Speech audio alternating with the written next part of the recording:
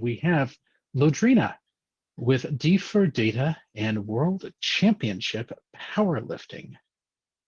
Yes, good afternoon, or good morning, or good evening, depending on where you are in the world.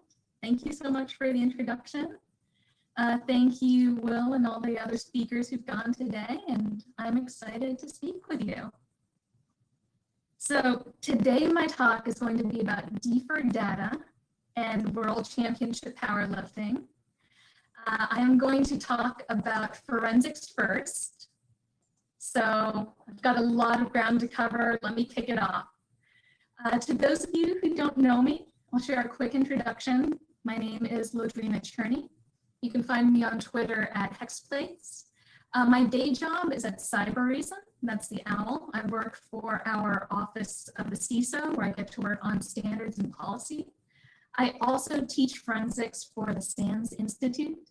So if you're interested in the technical content I present today, you can come hang out and spend 6 days with me learning all kinds of nitty-gritty about it. But there's two other things professionally that I'd like to share with all of you. One is that I'm in a program at the Aspen Tech Policy Hub. Aspen Tech Policy Hub develops future policy leaders. And if you're interested in policy or interested in learning about it, please reach out to me. And also please reach out to me especially if you are local to the Boston, Cambridge area. That's where I'm coming in from today. So I'd love to meet more local people. So let's keep going here. I have a ton of information to share with you. I'm going to start with a very basic introduction to what digital forensics is, and then we'll start to look at some digital forensic data. So I know that PancakesCon has a lot of people who are new to InfoSec, who are just trying to get their feet wet in the field. So for those of you who don't know what digital forensics, or DFIR, which stands for Digital Forensics and Incident Response is, digital forensics is a branch of forensic science dealing with identification, preservation, analysis, and reporting of digital evidence. So if you are somebody who happens, like me, to be a fan of TV crime shows, I'm totally a big fan. It is way more than just zoom and enhance. What it can involve are specialties in computers and host-based forensics. That's mainly what I do.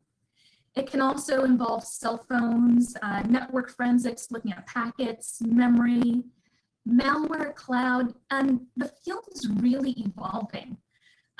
It's not that long ago that more people started talking about connected vehicles, smart home devices, and you know, that's what excites me about the field, is getting to be that digital crime solver who comes in after the fact and figures out what happens on a system when it's handed to me.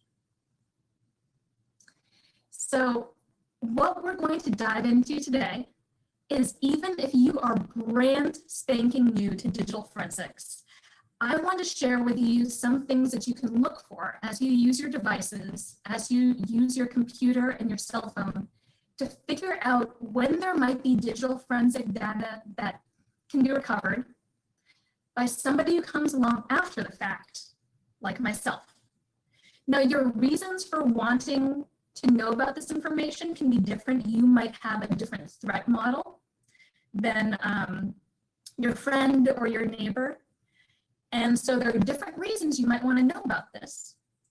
But the first step is going to be identifying data. So if you are a Microsoft Office user like I am, you might know and be familiar with, when you open up Word for the first time in a session, it might prompt you to open recent documents.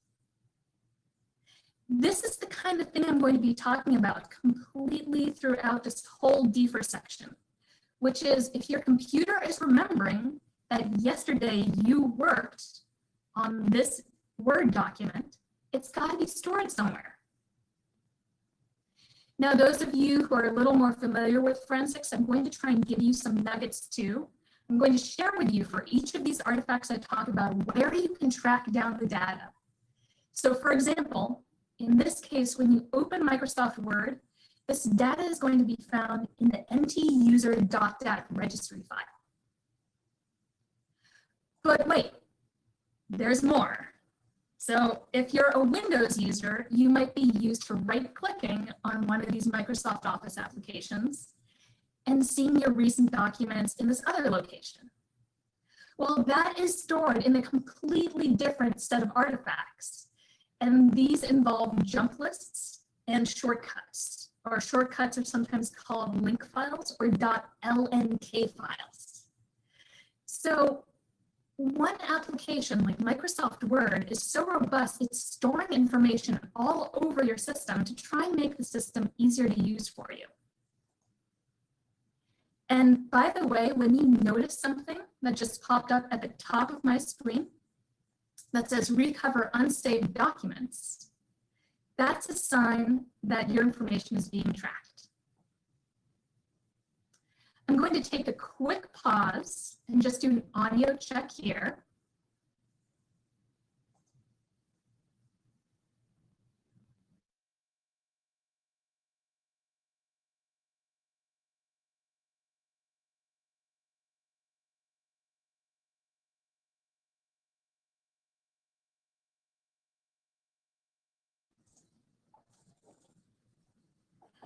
All right, and I should be back with my audio now.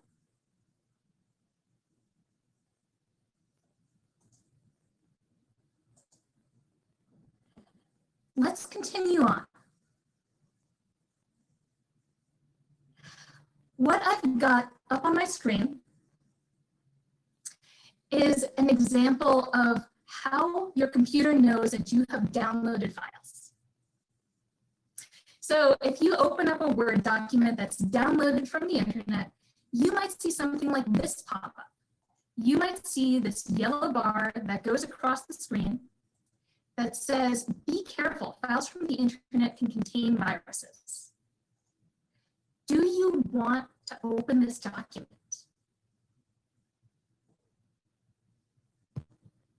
So this is one example of something that shows you're being tracked. By the way, this is stored in an alternate data stream zone identifier. So this is a little piece of information that goes along with your file that says it's been downloaded from the internet. And I'm going to go through a few more examples because right now you might be thinking, how did my computer know this about me? Well, it's being tracked in different places all over your system. Incognito browsing is one that some people listening now might be familiar with, but are you familiar with how incognito browsing or in private browsing can track you? Now, on my screen right now is a clue that might tell you that your information is being tracked, even if you're not a digital forensic professional. If you have any guesses, feel free to toss them into Slack. The reason that you might know you're being tracked is that, dun, dun, dun, dun, let me bring it up. On this screen are forward and back arrows. So if you're using an in private or incognito session, that you can go forwards and backwards in your incognito session should be a clue that somewhere your history is being tracked. Okay, and this is one of my favorites. File and folder opening. If you like viewing your photos folder as tiny little previews and icons like I have on the right, and you like viewing your downloads folder or your documents folder as a list like I have on the left, that your computer remembers, I always want my pictures folder to be tiny little icons, and I always want my documents folder to be a list. This again means that this artifact is being tracked somewhere, which happens to be in shell bags. By the way, this artifact, a similar artifact exists on Mac OS computers as well. So this is not unique to Windows. And I've hidden a few Easter eggs in my presentation, and some of them are up on my screen right now. I wanted to pay tribute and give a nod to some of the female pioneers in computer science and code breaking who've come before me. And I do want to take a very quick, serious moment to honor one of them, Becky Bass. I want to really recognize and share the story of Rebecca Gurley Bass, who passed away in 2017. It was March 2017, so this is somewhat the anniversary of her passing.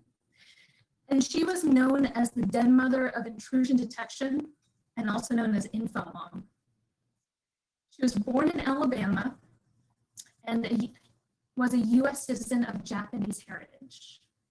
And content warning, I will just spend one sentence on this. I especially want to highlight her story, given the violence against Asian American people that we've seen in Atlanta in this past week. So I want to tell some of her story. In 1973, she was the only woman at University of Alabama at Birmingham in the engineering department.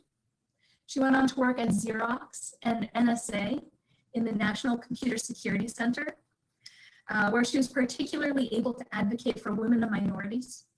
She was the recipient of the NSA Distinguished Leadership Award during her time there. She went on to become Deputy Security Officer at Los Alamos National Lab. And later in her life, she went on to become credited with building the FBI's first computer crime squad and became a venture capitalist. She wrote some books that are foundational to our field, including the title Intrusion Detection, and she co-authored a guide to forensic testimony. But in addition to these titles, she is remembered fondly as somebody who cared about people.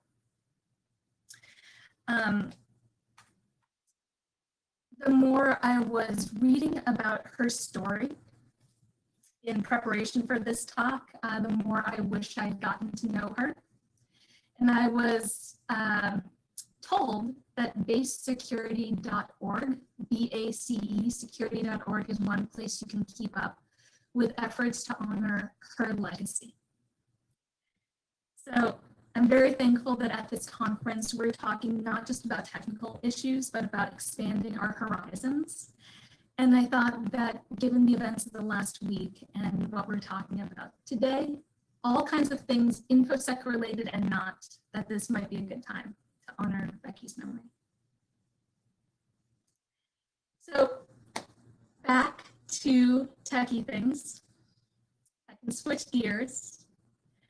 I did want to share another artifact that I love, which is these little folder previews I mentioned in my last slide. These tiny little previews are saved on your computer. So on Windows, they're saved in your thumb cache or in a thumbs.db file. And by the way, even if I deleted this folder and tried to remove any evidence that I ever was in this folder, ever had these files, these little previews still stick around. So for a forensic investigator like me, these artifacts are really gold mines to find data after the fact. One reason that you as a user might know that these little icons exist is if you have a really giant folder full of photos, like your vacation photos. The first time you go to load and open up that folder, these little previews take a while to generate sometimes. But the second time you go into that folder, they load much faster. So this should be your clue. Okay, that loaded way faster. I think these icons might be cached somewhere. So things to look out for.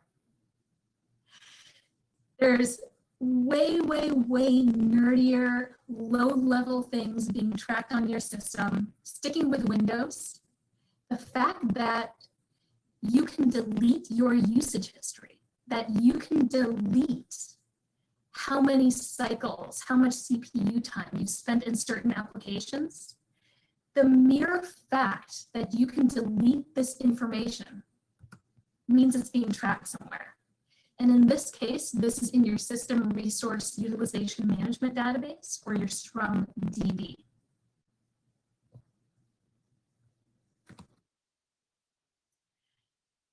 Once you start to think about this, you will see examples all over the place.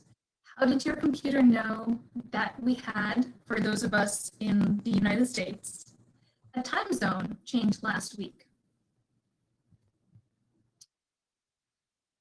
And this does not apply just to computers, Windows, Mac, Linux. This also applies to your mobile phones. This one has been very, very obvious to me that our phones are recording what we type because I have a super unique name. I do not know and have never met another Lodrina. So every time I get a new phone and I need to type in my name, I get those red squiggly lines coming up saying, is this really the way you want to spell this? But after I tell my phone that first time, no, that's really the spelling of my name, I want you to remember that, it remembers my name from then on. The same thing happens with mobile predictive text. Your phones know what words you like to type together. And in this case, there's a database on your phone that is tracking what words you type near those words. And again, after the fact, somebody like me can come in and recover that database and figure out what you were doing.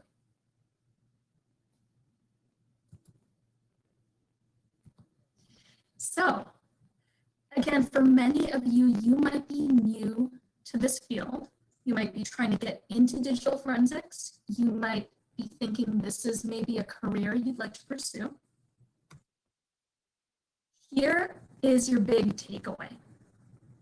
If it's remembered for you, it can be recovered. The next couple shots I have to share with you are things that I took screenshots of for myself to remind myself, this looks like an interesting artifact. I wonder if I can find out where this is saved. So things like when Windows upgrades, when sticky notes is telling me that it's remembering something for me,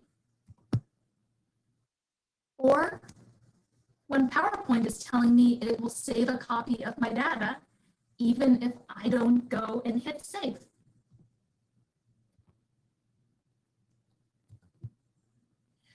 Again, the best thing you can do to get into digital forensics is having the right mindset, to be aware of these things, to be asking questions, and to be inquisitive.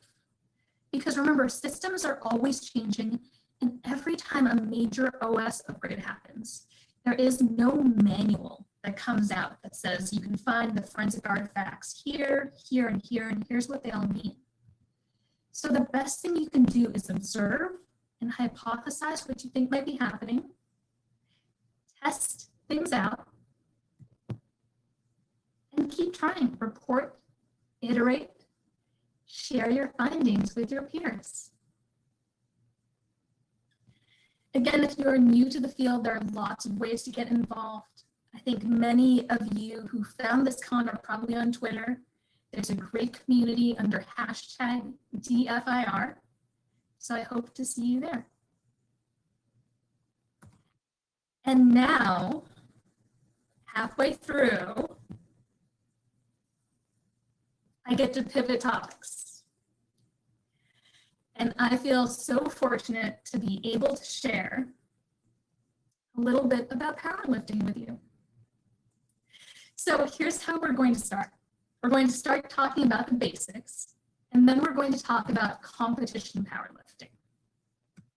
So I'm going to introduce myself again. Hi, my name is Lodrina Cherne.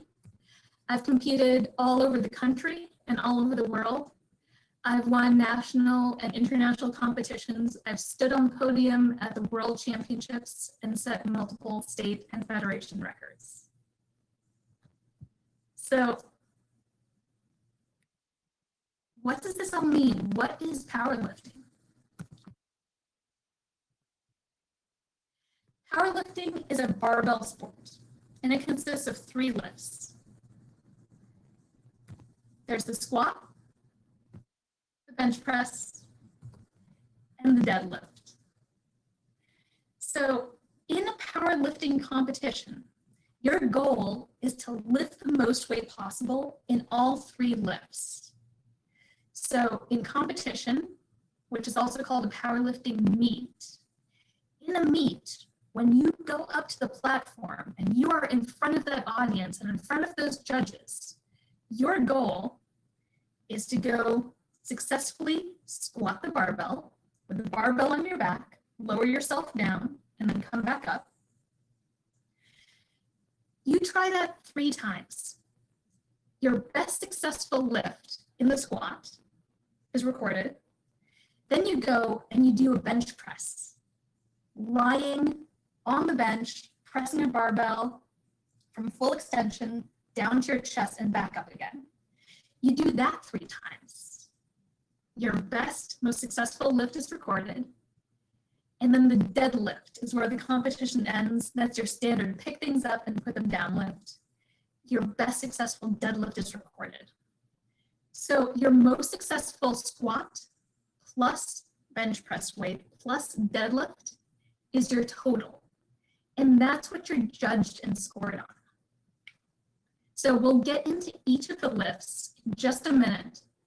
But when we're talking about competition, I want to talk a little bit more about how you would get into a competition and what that means. So let's talk about competing in powerlifting.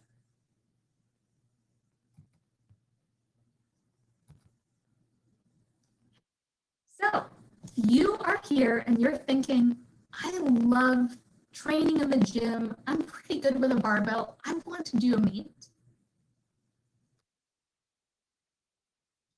Awesome. Welcome. I would love to help you do that.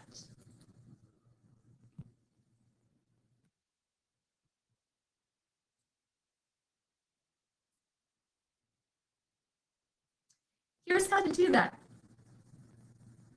By the way, before I start this section, I will say just as much as I both teach a week-long technical class and attend lots of technical training, I've been in powerlifting long enough that I also, for fun, go to coaching conferences that are 3 days long, a week long. So I could go on and on about this topic forever. But my TLDR moment is I'm going to say, find a meet. You can Google this up. You can go to a site like Powerlifting Watch. And Powerlifting Watch has listings of meets you can do all over the United States and all over the world. So if you pick something local, you're going to be in a certain federation, and different federations have different rules and different divisions. But finding a meet that maybe you can drive to, or something that's a really short trip away from wherever you're training, is going to be a great place to meet more local lifters and get your feet wet. And I say, just find a meet, because everything else I'm going to talk about kind of depends on the type of event you're going to. Now in powerlifting, there are different divisions. For example, there are weight classes and potentially even age classes. So just like a sport like wrestling, like MMA, you are going to be in a weight class. My best advice is for your first meet, go in weighing whatever you are weighing that day. Because there are going to be so many different technical things going on, different timing things you have to worry about, warming up with people you've never warmed up with before, that weighing what you weigh when you go to a meet is just one less thing to worry about. Don't worry about making weight. So You can be in a certain weight class. You can potentially sign up for a certain age class. And there are also different equipment divisions you can sign up for. I'll mention powerlifting apparel in a meet typically means that you need a singlet. You need that wrestling onesie to compete in so that judges can see that you're performing the lift to the correct standard of the rule book. Now, this might be my best advice for somebody who's interested in powerlifting, interested in doing their first meet. Once you sign up for an event, again, Google it up or go to Powerlifting Watch and find a meet to participate in. Read the rule book. And the rule book will tell you what you can wear in a meet. It'll probably tell you that you need that wrestling singlet. It'll say probably that you can use a belt, and the belt can be of a certain dimension. It can't be thicker than 5 inches one way or 13 millimeters in width. It might tell you if you can use knee sleeves on your knees, if you can use wrist wraps on your wrists, and it'll tell you a lot about the standards of the lift, which I'm going to go into next. Oh, but first, one big question. A lot of people tell me that they love training in the gym, they love doing the 3 barbell lifts, but they're worried about not being strong enough. Well, I'd like to share this video with you from the Lobo High School powerlifting team.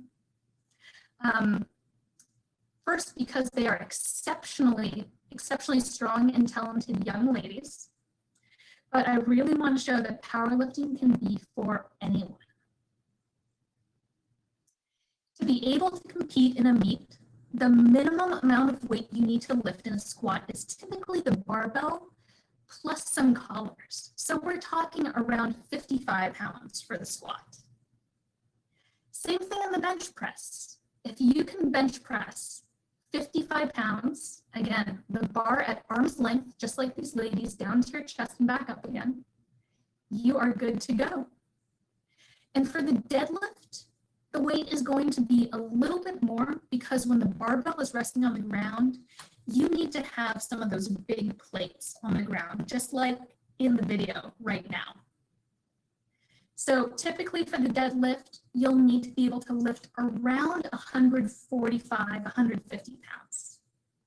So if you're wondering, well, I'm really not strong enough to do a competition, with a little bit of training, I suspect you are. So again, if you're interested, there's very little stopping you. With that out of the way, I will go into the performance of each of the lifts.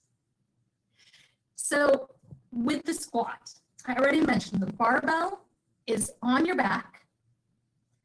You bend down until the crease of your hip is below your knee.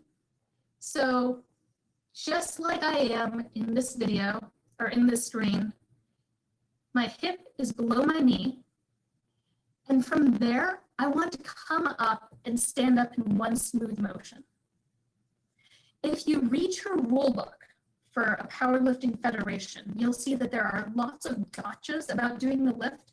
For example, you can't stand up halfway, sink back down, and then stand up the rest of the way. The barbell needs to move smoothly and fluidly all the way down and all the way back up without any shaking or wavering up and down. Now, there's a few other things going on. There is a judge sitting in front of you, and that judge, after you take the barbell out of the rack, will tell you to start your lift or start your squat. Only then, after you've been given the start command, can you actually go down, come back up and do your lift. But then you have to pause and wait for that judge to tell you to rack the bar, to bring it back into the squat stand. So if you are totally new to this, this is kind of like patting your head and rubbing your stomach. And I'm glad that you can only see part of me on video because it's very hard for me to do. But there's a lot going on in a meet. You've got somebody giving you instructions who's in front of you. You might have spotters surrounding you. And by the way, there are judges to your left and to your right, making sure that you're getting low enough. So you've got 3 judges in this lift. And if they all think that you've done the lift successfully, they're going to give you, what you hope will be 3 white lights. By the way, if there's one judge who sees something off, let's say the judge on your right-hand side doesn't think that you got quite deep enough, they might give you a red light. But you know what? This is still okay because 2 out of 3, 2 white lights out of 3 possible lights, or 2 out of 3 judges agree you did a good lift and you'll get credit for that squat. So far we've learned that even if you're used to squatting, even if you know how to perform a barbell squat and you love doing this in the gym, in competition, there's a lot going on. So now that we've been introduced to the judging system and how they give commands and some of the nuances, let's move on to the bench press. So the standards of performance for the bench press are kind of similar to the squat. You're going to have a judge who tells you when to start and when to end the lift. And when they say start, you want to take the barbell at arm's length with your arms locked, bring it smoothly down to your chest, and pause. After the bar is motionless, the judge will tell you to press, and only then do you get to heave the barbell back up again. One smooth motion, no ups and downs, no one side and then the other side all the way. One smooth motion to finish. And then when the judge gives you that command to rack, then and only then will you have successfully completed the lift. Now, there's even more nuances here. And this is why I said a few slides earlier, find a meet that tells you what federation you're in and read the rule book, because there can be nuances like your feet have to be flat on the ground the whole time. Some federations will allow you to be up on your tippy toes, but almost every single one will have a rule that your shoulders and your butt need to stay on the bench. Now, because we're talking competition powerlifting, stress on the term competition. In a competition, you can train to do certain things to really shorten your range of motion. And you might see me bringing my chest up, effectively arching my back. And this, when done properly, is a very safe and effective move to help you lift more weight. So again, competition powerlifting, there are going to be lots of things that you might not be used to in the gym, including a start, a bench, and rack command from the judge, keeping your feet or keeping your toes on the ground, and keeping your butt, your shoulders, and sometimes your head on the ground as well. And there are certain ways to play within the rules to maximize the amount of weight that you're going to lift. Now, we go on to my favorite lift, the deadlift. This is your standard pick things up and put them down lift, but there's a couple of variables that you, the lifter, can choose from in here as well. What you see in my photo on the screen from when I was at the World Championship competition in Finland a few years ago is an example of a conventional deadlift. Your feet are inside your shoulders, so your hands are outside of your feet.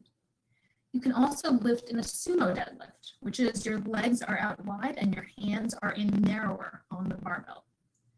One's not better than the other necessarily. It depends on your physiology and your training and coaching and really your body and comfort level. So in competition, the deadlift is really my favorite lift. A couple of nuances include a judge will tell you when to put the barbell down, and you cannot slam the barbell. You really need to place it down gently. If you just drop the bar when you're done, if I were to open my hands from this position on the screen, that lift would be disqualified.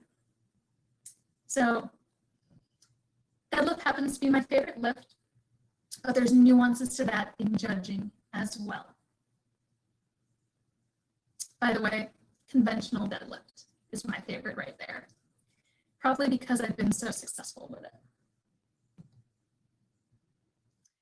So now I get to tell a little bit of my story. I don't often get to talk about this, so I'm really excited to here today. How on earth did I get into powerlifting? Well, it actually started with being a bicycle racer. And I happened to live in New England, and I was cyclocross racing one year.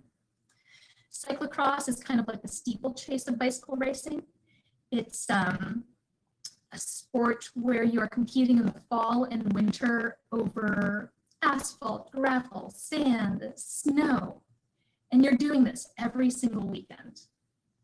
Well, one winter here in New England, we had a ton of snow. As much as I am, let's say, not afraid of being out in the ice and snow, it was just too much for me one year. So I started going to the gym. I started lifting weights, and the more I trained, the more people would kind of stop what they were doing and look at me and kind of say, wow, that's really good. So I was like, okay, cool. I just enjoy doing this.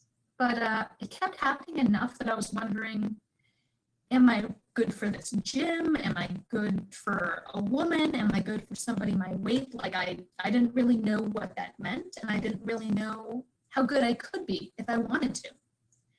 So I signed up for a powerlifting meet, not knowing that you need a singlet, not knowing really much about the rules, and I just went and tried it out and really fell in love with the sport.